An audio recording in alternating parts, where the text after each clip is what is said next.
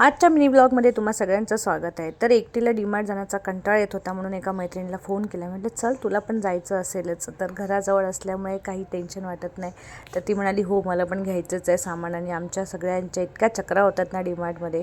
आणि सकाळी सकाळी 7:30 पावणे 8 वाजताचं हे डीमार्ट मस्त रिकामं असतं, त्यामुळे शॉपिंग करायला मजा येते. आणि जास्त नाही, गिने चुने आम्हाला 3-3 4-4 सामान घ्यायचे होते. तिला पण तेवढंच मला पण तेवढंच, पण त्याच्या दुप्पट तिप्पट सामान आम्ही उचललेलं होतं. आणि आम्ही बॅग पण तेवढ्या नेल्या नव्हत्या की आम्हाला माहिती होतं की थोडं थोडं सामान आणायचं आहे, पण ते थोडंसं ओव्हरलोड होतंच. आणि इथे पॅकिंग करणाऱ्या कोणी नव्हत्या, त्यामुळे मैत्रीण हेल्प करत होती आणि मी इथे सामान देत होते.